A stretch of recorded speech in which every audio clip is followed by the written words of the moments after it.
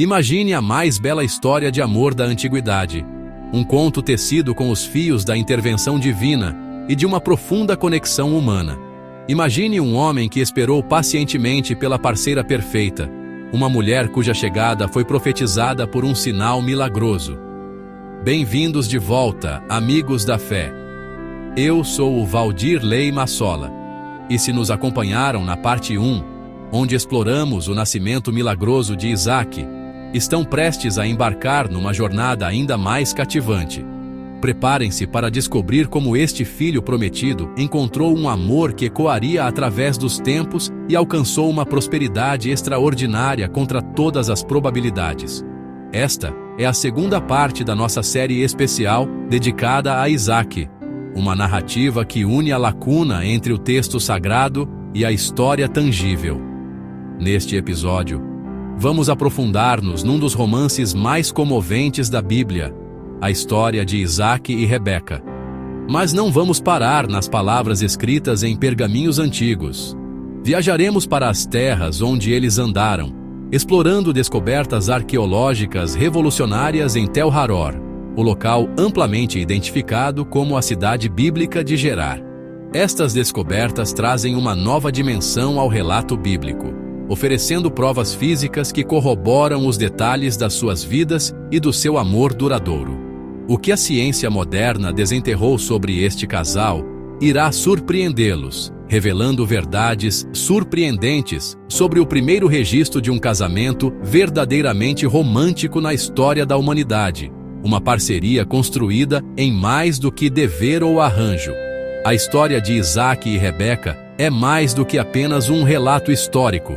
É um testamento intemporal à fé, ao destino e ao poder de um amor abençoado por um poder superior.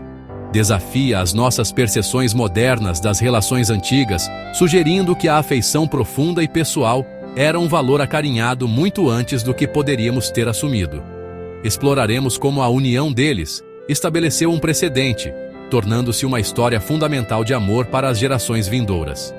A evidência que apresentaremos, extraída de décadas de escavação meticulosa e pesquisa acadêmica, pinta um quadro vívido do mundo deles.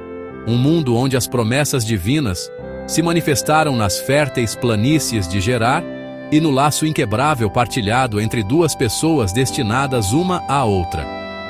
Amigos da fé, a conexão entre a narrativa bíblica e o registro arqueológico é mais profunda do que podem imaginar. À medida que montamos o quebra-cabeça das suas vidas, verão como a história de amor deles não está confinada às páginas do Gênesis, mas está gravada no próprio solo da Terra Santa.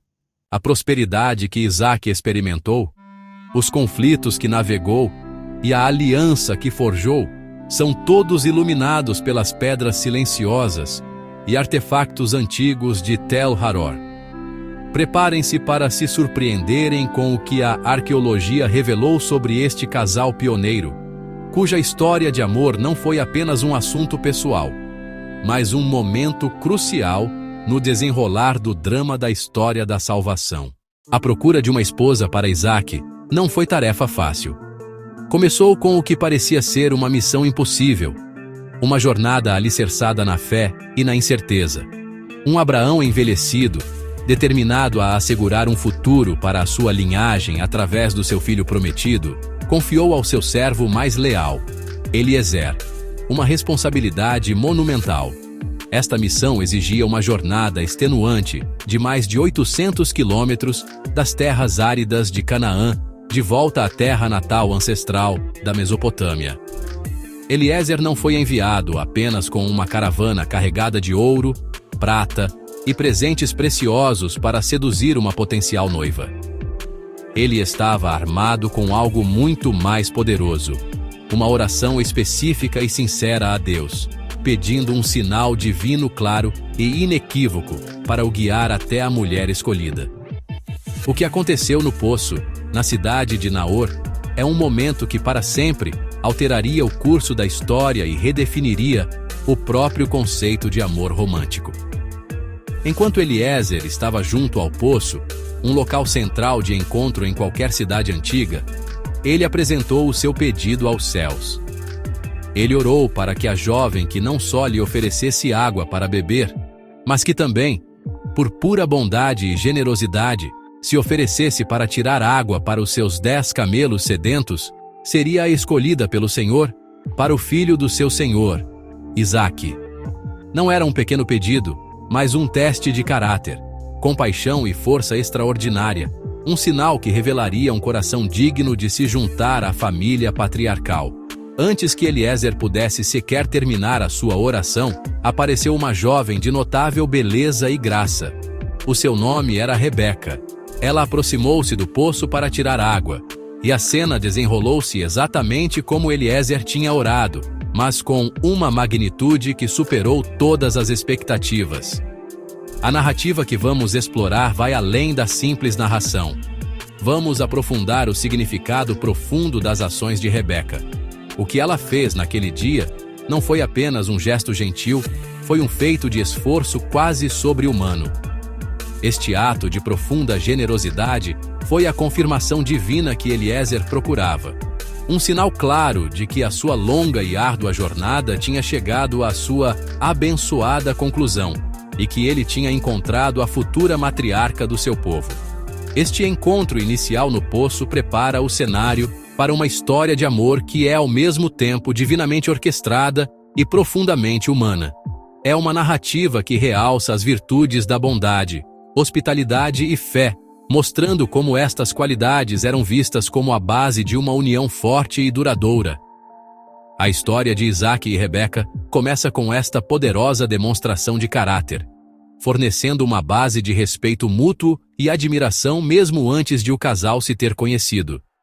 É um lembrete poderoso de que o verdadeiro amor é muitas vezes encontrado quando estamos a servir os outros, e que as ligações mais profundas são aquelas guiadas por um propósito maior do que os nossos próprios desejos. A busca por uma esposa para Isaque não foi tarefa simples. Começou com o que parecia uma missão impossível, uma jornada alicerçada na fé e na incerteza. Um Abraão já idoso, determinado a assegurar o futuro da sua linhagem através do seu filho prometido, confiou ao seu servo mais leal, Eliezer, uma responsabilidade monumental. Esta missão exigia uma viagem extenuante de mais de 800 quilômetros, desde as terras áridas de Canaã de volta à pátria ancestral da Mesopotâmia.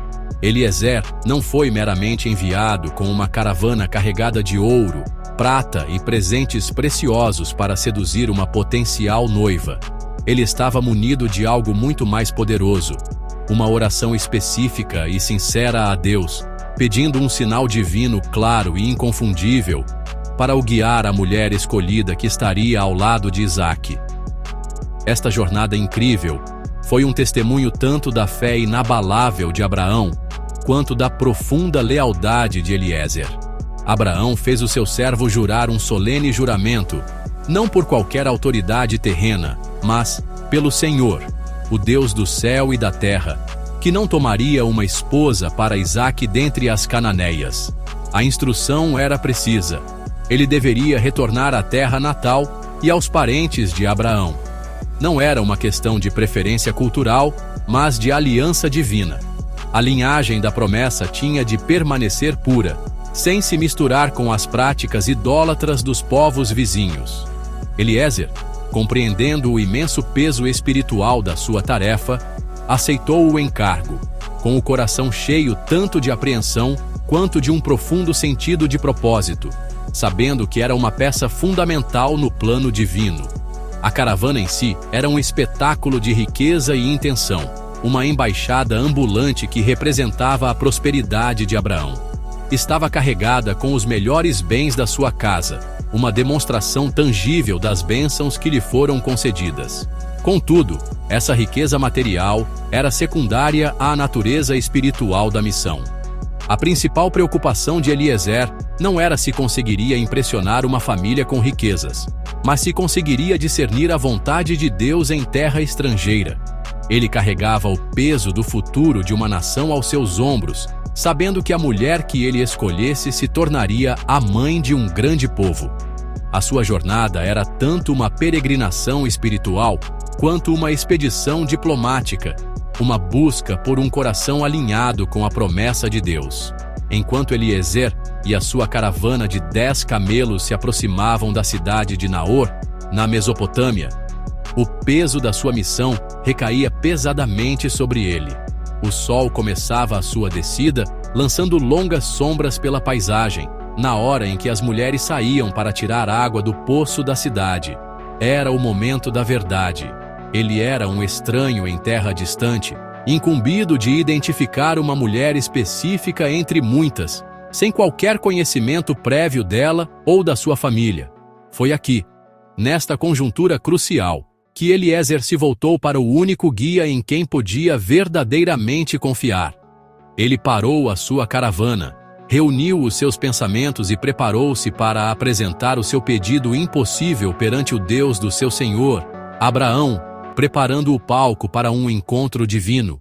O que se passou no poço na cidade de Naor é um momento que iria para sempre mudar o curso da história e redefinir o próprio conceito de amor romântico. Enquanto Eliezer estava junto ao poço, um local de encontro central em qualquer cidade antiga, ele apresentou o seu pedido aos céus. Ele fez uma oração de incrível especificidade e sabedoria, pedindo um sinal que fosse prático e profundamente revelador do caráter. Ele orou: Ó Senhor, Deus do meu senhor Abraão, peço-te que me dê sucesso hoje e mostres o teu amor leal ao meu senhor Abraão. Que seja a jovem a quem eu disser: por favor, baixa o teu cântaro para que eu beba, e ela disser: bebe, e eu também darei de beber aos teus camelos. Que ela seja aquela que designaste para o teu servo Isaque. Este não era um pedido pequeno, mas um teste concebido para revelar um coração de bondade excepcional e um espírito de inabalável hospitalidade. Oferecer uma bebida a um viajante cansado era uma cortesia comum no antigo Próximo Oriente, um gesto esperado de boas-vindas. No entanto, oferecer-se para dar de beber a 10 camelos sedentos após a sua longa e árdua travessia do deserto era uma questão completamente diferente. Era uma tarefa que exigia um imenso esforço físico, paciência e um espírito generoso que ia muito além dos limites normais da obrigação social. Eliezer entendeu sabiamente que tal ato revelaria não apenas polidez, mas um caráter verdadeiro e altruísta, a própria qualidade necessária numa matriarca para o povo escolhido de Deus. Era um sinal que não podia ser forjado nem realizado casualmente. Antes que Eliezer pudesse sequer terminar a sua oração, uma jovem de notável beleza e graça apareceu. O seu nome era Rebeca. A Escritura refere que ela era virgem, da própria linhagem de Abraão, cumprindo os requisitos essenciais da missão. Ela aproximou-se do poço para tirar água, e a cena desenrolou-se exatamente como Eliezer esperava, mas com uma magnitude que superou todas as expectativas. Quando ele pediu uma bebida, ela imediatamente baixou o seu cântaro e disse: bebe, meu senhor. Esta resposta inicial já demonstrava a sua natureza graciosa e respeitosa, mas foi o que ela fez a seguir que serviu como a inegável, estrondosa confirmação do céu de que esta era de fato a escolhida. As suas ações subsequentes foram a resposta divina tornada manifesta. Sem qualquer hesitação, depois de ele ter terminado de beber, Rebeca declarou: vou tirar água também para os teus camelos, até que acabem de beber. A confirmação divina que Eliezer procurava chegou com uma velocidade e clareza de tirar o fôlego. Não foi uma oferta relutante nem um gesto calculado. Foi um derramamento espontâneo de um coração generoso. O alinhamento perfeito da sua oração e da sua ação imediata, não solicitada, foi um sinal claro de que a sua longa e árdua jornada tinha chegado à sua abençoada conclusão. Ele não tinha simplesmente encontrado uma mulher bondosa. Ele tinha testemunhado um encontro divino, orquestrado por um Deus que ouve e responde às orações fiéis dos seus servos. Ele tinha encontrado a futura matriarca do seu povo. E o que estão prestes a descobrir agora, meus caros amigos, vai revolucionar o vosso entendimento deste evento bíblico. O que Rebeca fez naquele dia foi uma proeza de força e resistência quase sobre-humanas. Não se tratava simplesmente de encher alguns baldes. Para realmente compreender a dimensão da sua generosidade, podemos recorrer a fontes antigas e ao conhecimento moderno sobre a fisiologia animal. Segundo estimativas históricas e zoológicas, um único camelo, depois de uma longa jornada pelo deserto árido, pode beber uma quantidade imensa de água para se reidratar, às vezes até 150 litros. Eliezer não havia chegado com 1 ou 2, mas com uma caravana de 10 camelos, propriedade de um patriarca rico como Abraão. Se considerarmos estes números, a magnitude da oferta de Rebeca torna-se impressionante. Se cada um dos 10 camelos consumisse perto desse valor, Rebeca teria, sozinha, tirado, levantado e despejado até 1.500 litros de água do poço. Imaginem o desgaste físico desta tarefa. Cada jarro de água era pesado, e ela precisou fazer dezenas de viagens, descendo o jarro até as profundezas do poço, puxando de volta, carregando até ao bebedouro dos animais, repetindo este processo várias e várias vezes, até que todos os 10 animais estivessem completamente satisfeitos. Não foi uma tarefa breve, de poucos minutos. Foi um trabalho extenso, fisicamente exigente, um verdadeiro ato de amor e serviço. Após a bênção da família, Rebeca parte com Eliezer rumo a Canaã, cheia de expectativa. Isaque, num momento de meditação ao entardecer, avista a caravana a aproximar-se. Rebeca também o vê e, ao saber que é Isaque, cobre-se com o véu em sinal de respeito. Esse gesto silencioso marca o início de uma aliança sagrada. Eliezer relata a Isaque os sinais divinos que o guiaram até Rebeca. Isaque reconhece nela um presente de Deus, e a conexão entre eles é imediata. E Isaque levou Rebeca para a tenda de sua mãe Sara, tomou-a por mulher, e ele a amou. O amor deles trouxe consolo e um novo propósito à vida de Isaque. Ao trazer Rebeca para a tenda de Sara, Isaque estabelece-a como a nova matriarca, continuando o legado de fé. O casamento deles inaugura um novo paradigma, uma união baseada em amor e respeito mútuo, não apenas em alianças. Este relacionamento monogâmico torna-se um modelo para gerações futuras.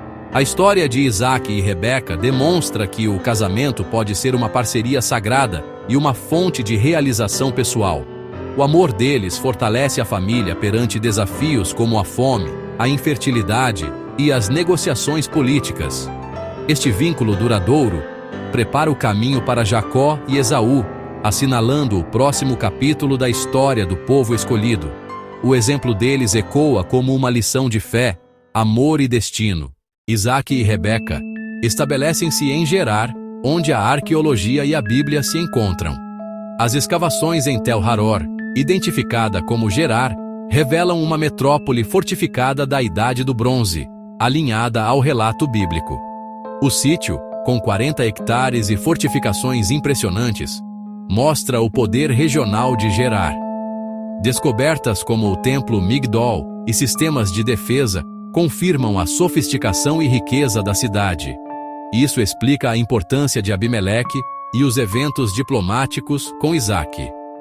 A prosperidade de Isaque, descrita na Bíblia, ganha contexto real com a evidência de comércio e agricultura avançada.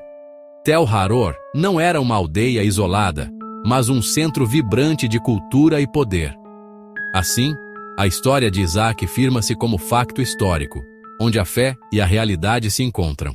As descobertas em Tel Haror contextualizam o conflito entre Isaque e Abimeleque. O crescimento de Isaque desperta inveja, levando os filisteus a obstruírem os seus poços. Isaque responde com paciência, reabrindo os poços de Abraão e reafirmando a sua herança. O controle da água era vital, tornando esses conflitos estratégicos. Abimeleque, reconhecendo o poder de Isaque, busca um tratado de paz. O rei admite: "Vemos claramente que o Senhor está contigo." Esse reconhecimento de um rei pagão valida a fé de Isaque e a sua influência regional. O tratado sela a paz e destaca o impacto da bênção divina. O tratado em Berseba assinala o reconhecimento oficial do poder de Isaque. Abimeleque procura uma aliança, percebendo que a bênção de Isaque traz estabilidade. A arqueologia corrobora a prosperidade de Gerar e a verossimilhança dos feitos de Isaque. Isaque obtém respeito não pela força, mas pela fé e integridade. A sua influência transforma a região, cumprindo a promessa feita a Abraão. A história de Isaque demonstra que a bênção de Deus impacta nações, não apenas indivíduos. Fé e história unem-se, tornando a trajetória de Isaque um testemunho vivo do poder divino. Ao terminarmos a nossa exploração, as histórias entrelaçadas do amor de Isaque e Rebeca e as revelações arqueológicas de Tel Haror deixam-nos com uma verdade profunda e transformadora. A sua jornada é muito mais do que um romance antigo. É um poderoso modelo para uma vida construída sobre os alicerces da fé, resiliência e um propósito divinamente ordenado. O amor que floresceu entre eles não foi um mero acaso feliz, mas o belo resultado de oração fiel, ação corajosa e um compromisso partilhado com a aliança de Deus. A sua história inspira-nos a acreditar num amor que é profundamente pessoal e parte de uma narrativa divina muito maior, encorajando-nos a procurar relacionamentos que estejam enraizados não apenas em emoções passageiras, mas em valores partilhados e força espiritual. As pedras de Tel Haror, desenterradas do pó de milênios, fazem mais do que apenas corroborar uma história bíblica. Dão-lhe textura, profundidade e uma âncora histórica inegável. A evidência de uma cidade poderosa, um templo sagrado e complexas redes de comércio internacional transforma a nossa percepção de Isaque de uma figura pastoral simples para um homem de influência significativa, cuja prosperidade moldou o seu mundo. Esta convergência de escritura e ciência afirma que a nossa fé não é construída sobre mitos abstratos, mas em eventos reais que se desenrolaram em lugares reais. Desafia-nos a ver a Bíblia não como uma coleção de contos desconexos, mas como uma história coesa da interação de Deus com a humanidade.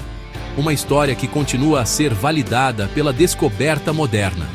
Se vocês, amigos da fé, foram cativados pelas incríveis descobertas em Tel Haror e pela intemporal história de amor de Isaque e Rebeca, saibam que este é apenas o começo de uma jornada mais profunda. Não percam a parte 3 da nossa série especial, onde desvendaremos as mais profundas tradições talmúdicas sobre Isaque. Exploraremos o seu papel fundamental no estabelecimento da oração da tarde de Minchá, os 3 milagres que regressaram à tenda com a chegada de Rebeca, e como a união deles se tornou o modelo supremo para o casamento para todas as gerações futuras. Também descobriremos como a própria Rebeca emergiu como uma profetisa independente, cuja sabedoria divina guiou as decisões cruciais que moldariam o destino da sua família e do seu povo. Para garantir que não perdem a impressionante conclusão desta série especial sobre a vida de Isaque, convidamos-vos a subscrever as evidências da fé, a gostar deste vídeo e a ativar o sino de notificações. Na parte 3, revelaremos como as antigas tradições judaicas preservaram detalhes únicos e poderosos sobre o legado espiritual de Isaque que ressoam até aos dias de hoje, incluindo precedentes legais e espirituais que moldaram para sempre a identidade do povo escolhido. Até a nossa próxima escavação arqueológica no coração da fé, que sejam abençoados com um amor tão verdadeiro quanto o de Isaque e Rebeca, construindo relacionamentos que sejam fundados numa fé inabalável e num propósito divino. Adeus, amigos da fé.